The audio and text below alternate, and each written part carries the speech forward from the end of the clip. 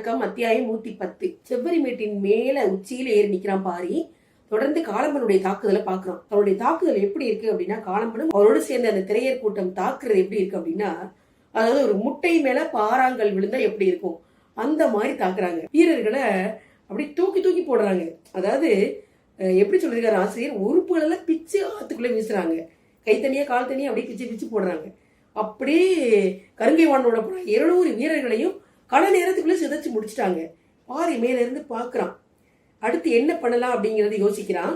நம்மளும் 3 பிரிவா பிரியணும் அப்படிங்கிற மாதிரி முடியன்ட்ட சொல்றான். யாராரு எங்கெங்க போய் தாக்கணும் அப்படிங்கிற முடிவு எடுக்கிறாங்க. இங்க கருங்கை வாணன் போனவன் இன்னும் வரலையே அப்படின்னு மயிர்கிளார், புதிய விற்பனை அவங்க எல்லாம் காத்துட்டு இருக்காங்க. இன்னும் கருங்கை வாணனை காணமே, அந்த பக்கம் வடகோடியில போனவன இன்னும் காணமே அப்படின்னு காத்துட்டு இருக்கிறாங்க. நடுவுல நிக்கிறவங்க யாரெல்லாம் மயிர்கிளார், புதிய விற்பன், சோழவேலன் இவங்க தலைமையில வீரர்கள் அணிவகுத்து நிற்கிறாங்க. அங்கதான் அதிகமான வீரர்கள் நிற்கிறாங்க. அதே மாதிரி தெற்கு பகுதியில கொஞ்சம் வீரர்கள் உசந்தன் தலைமையில அவங்க நின்றுட்டு இருக்கிறாங்க. படையெடுத்து வராங்க. இவங்க எல்லாத்தையும் விட தூரமா மூவேந்தர்களும் உட்கார்ந்துருக்காங்க. பாண்டியன், உதயஞ்சேரல், அப்புறம் செங்கனச்சோழன் 3 பேரும் பயத்தோட உட்கார்ந்துருக்காங்க. உட்கார்ந்து இங்க என்ன நடக்கு அப்படின்னு பாக்குறாங்க. ஏன்னா சுருளம்புகளுக்கு தப்பி ரொம்ப தூரத்துல நிலப்பரப்பினுடைய ரொம்ப தூரம் போய் உட்கார்ந்து இந்த போர்க்களத்தை பார்த்துட்டு இருக்காங்க. மயூர்கிளார் சொல்றாரு புதிய விற்பன்ட்டையும் சோழவேலன்ட்டையும், முதல்ல நான் பாசறை அமைக்கிறதுக்காக செவ்வரிமேட்டை தான் சொல்லியிருந்தேன். ஏன்னா முடத்திருக்கண்ட சொன்னதுனால அவன் தான் திசைவேலரை கூட்டிட்டு வந்தான். ஆனா அதுக்கு இடையில திசைவேலர் தட்டியங்காட்டிலேயே பாசறை அமைக்கலாம் அப்படின்னு சொன்னதுனால அங்கேயே போர்க்களம் அமைஞ்சிருச்சு. அங்கேயே திசைவேலர் செத்து ஒளிஞ்சிட்டாரு அப்படின்னு சொல்லிட்டு, இந்த செவ்வரிமேட்ல எங்களுடைய மலை தெய்வம் வெண்ணிறை மாடைச்சி தங்கி இருக்கக்கூடிய இடம் இதுதான்.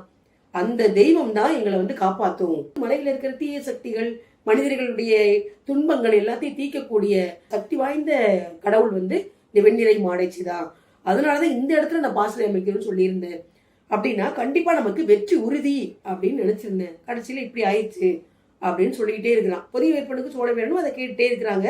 அடுத்து நம்ம எப்படி தாக்கலாம் அப்படிங்கறத முயற்சி பண்றாங்க. பாரி என்ன சொல்ற அப்படின்னா, முடியன், உதிரன் இவங்க எல்லாம் வீரர்களோட நேர நீலனை மீட்கிறதுக்காக கோட்டைக்கு போகணும். அந்த கோட்டையை சுற்றி என்ன இருக்கு அப்படின்னா, கிட்டத்தட்ட 300 யானைகளை சுத்தி நிக்க வச்சிருக்காங்க. அந்த இரளிமேட்டுக்கும் நாகக்கிரட்டுக்கும் இடையில உள்ள யானைகள் கொஞ்சம் தப்பிச்சு வந்துச்சு இல்லையா, அந்த தப்பி வந்த யானைகளை அத்தனையும் அந்த கோட்டையை சுத்தி நிக்க வச்சிருக்கிறாங்க. எல்லா யானைகளும் யானை பாகன்கள் இருக்காங்க. அல்லங்கீரனும் இருக்காருங்க. மதுரையில இருந்து அவர் வந்திருக்கிறாரு. வயதானவர் தான், ஆனா அவர் தான் யானைகளை ஒழுங்குபடுத்துறது, யானைகளை வழி நடத்துறது எல்லாமே அவர் தான். அவரும் முன்னாடி நிக்கிறாரு. சுத்தி யானைகளை நிக்க வச்சிருக்கிறதுனால நீங்க 2 பேரும் வீரர்களோட முதல்ல நீலனை மீட்கணும், பத்திரமா போய் அவனை மீட்டு கொண்டு வரணும் அப்படின்னு சொல்லிட்டு பாரி சொல்றான். உடனே அவங்க எல்லாமே வீரர்களோட கிளம்புறாங்க. நிறைய ஆயுதங்களையும் எடுத்துட்டு போறாங்க. அதே சமயத்துல இன்னொரு பக்கம் என்ன செய்யணும் அப்படின்னா, விண்டன் தலைமையில நீ தெற்கு பகுதியில நோக்கி அங்க போய் சண்டை போடு, போர் தொடுக்கணும். நீ போர் தொடுத்துட்டே இருக்கும் போதே காலம்பன் உங்களை சேர்ந்துருவான் அப்படின்னு சொல்றான். அதே சமயத்துல நடுப்பகுதியில நான் என்னுடைய வீரர்களோட போறேன் அப்படின்பா. முடியனுக்கும் உதிரனுக்கும் ரொம்ப பயமா இருக்கும். விண்டனுக்கும் அப்படிதான் இருக்கும். பாரியை மட்டும் தனியா அனுப்புறதுல அவங்களுக்கு விருப்பமே கிடையாது. ஏன்னா நடுவுல இருக்கிற பகுதி தான் பெரிய படை. வேந்தர் படையில பெருசே நடுவுல இருக்கிறது தான். அதுலதான் முக்கியமானவர்கள் இருப்பாங்க.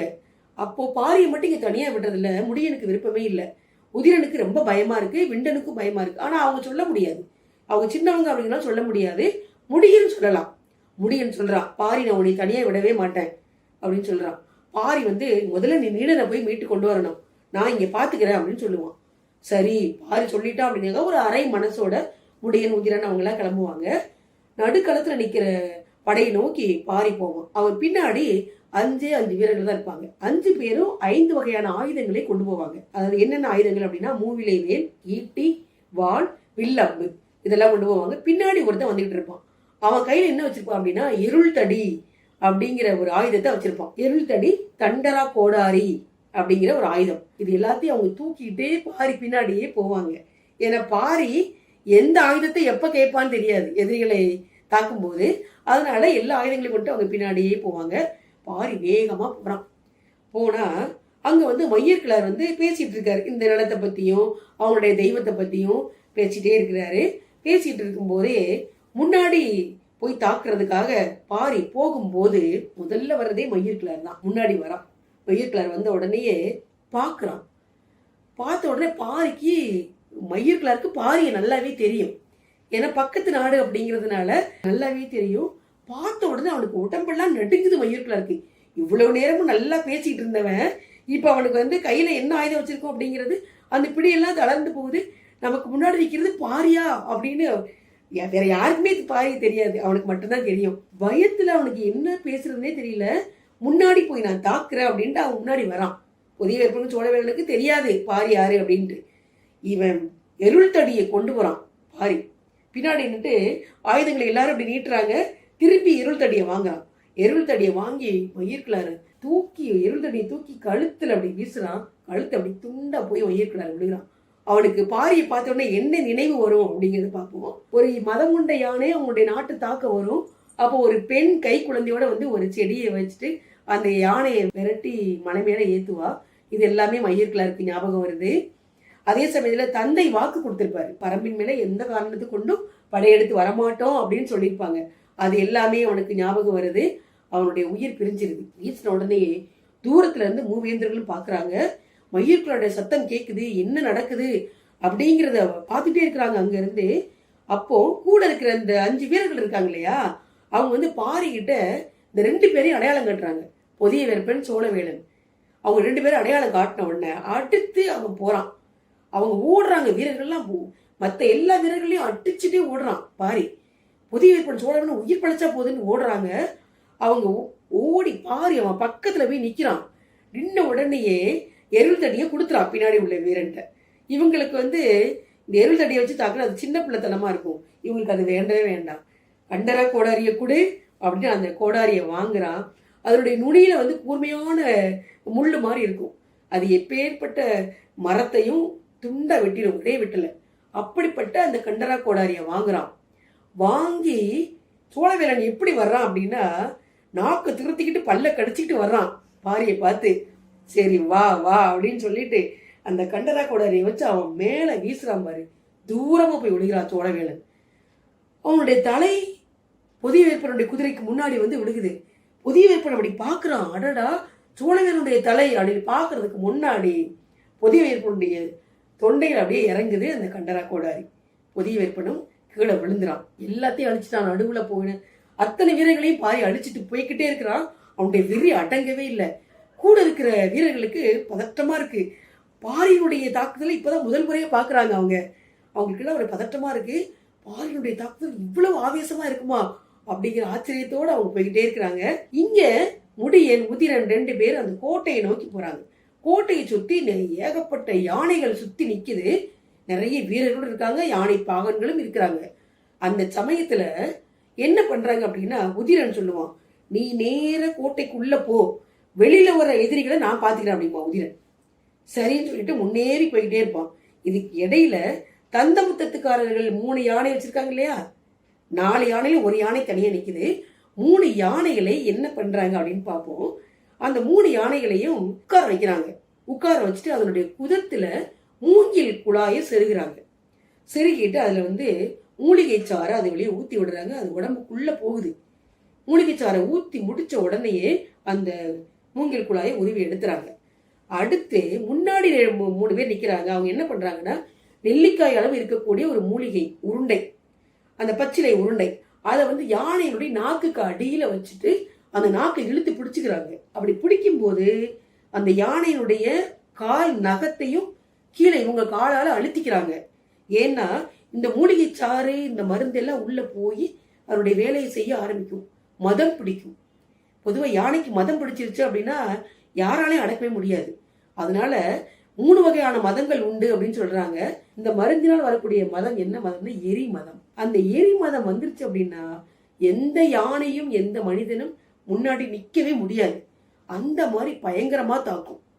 அதனால தயாரா 3 பேரும் 3 யானையினுடைய நாக்கையும் அவருடைய கால் நகங்களையும் அழுத்தி பிடிச்சுக்கிட்டு அப்படியே காத்திருக்காங்க.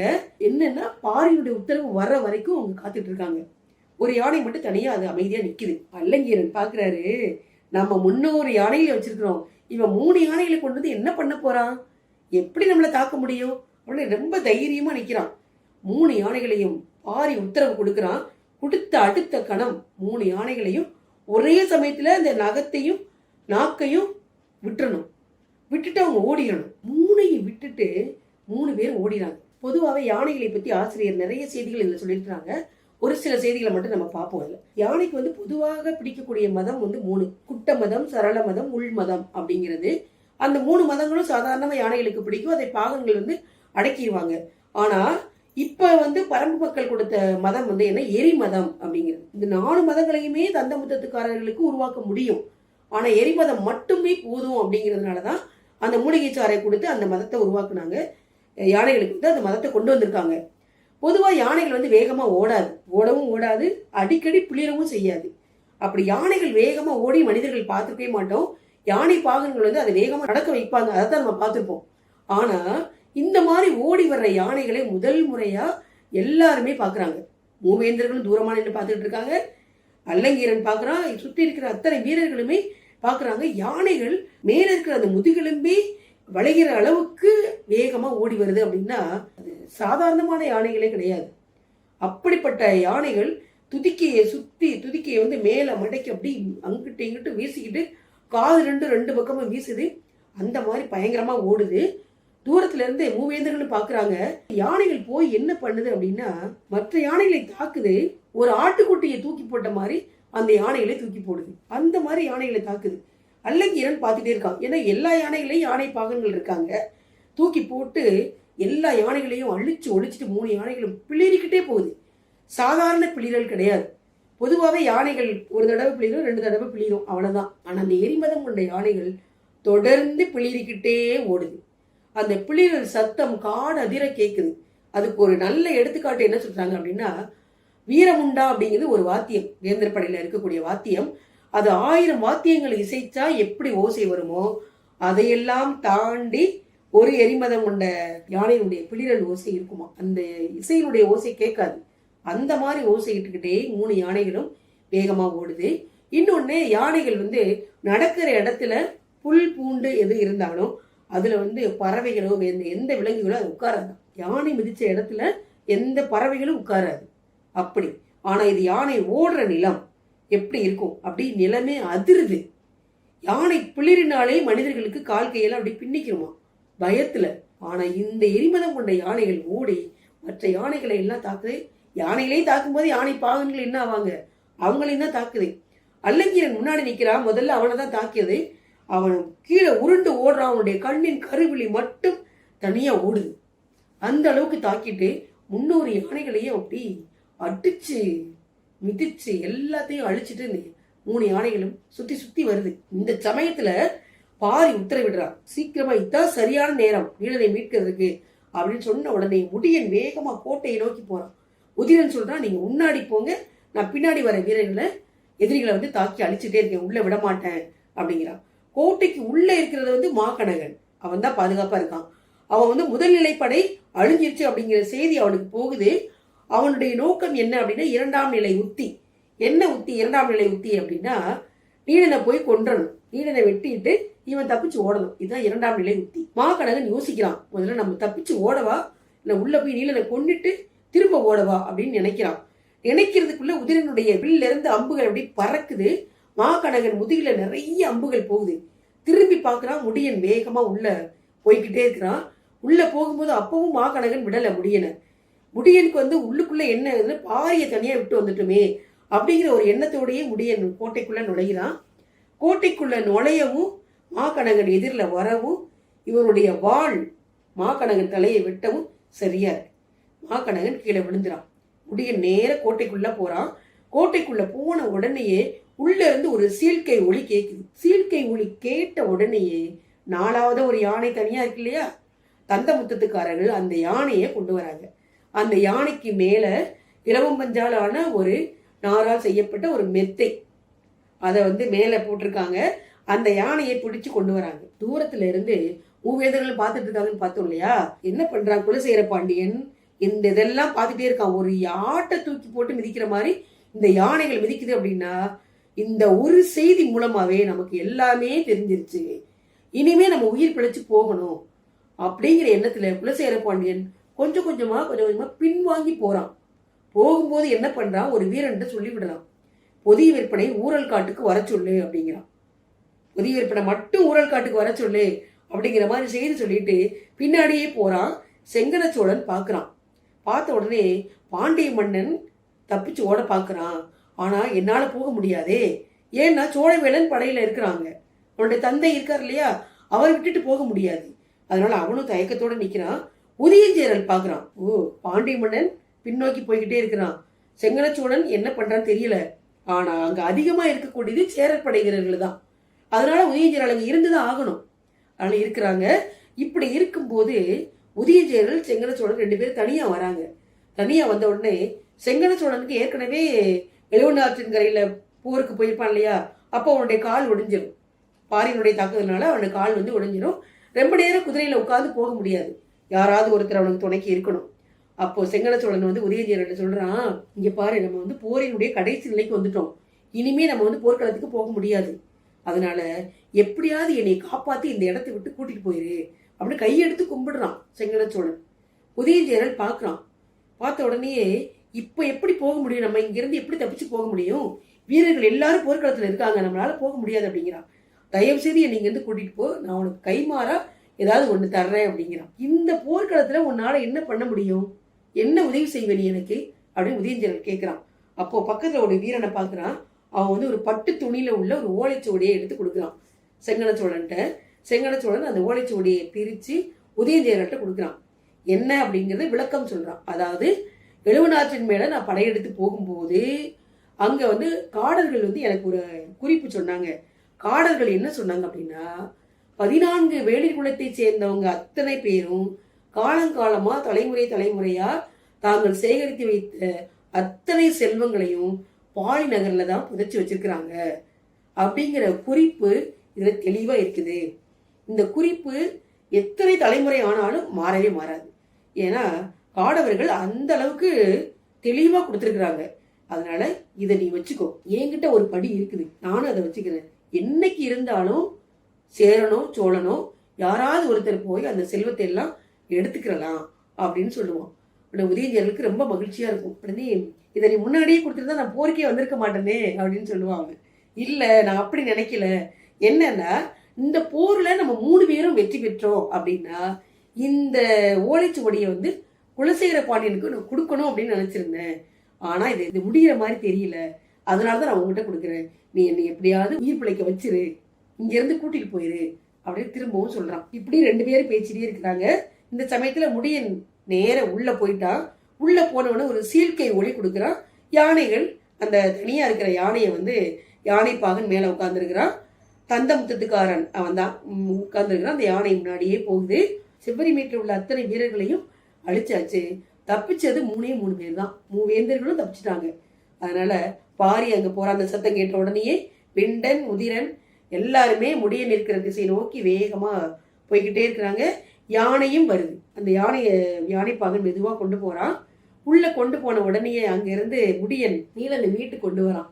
மீட்டு கொண்டு வந்த உடனேயே அந்த யானையில அவனை உட்கார வைக்கிறாங்க. அவனுக்கு இடது காலில் அடிப்பட்டதுனால அவனால உட்கார முடியல.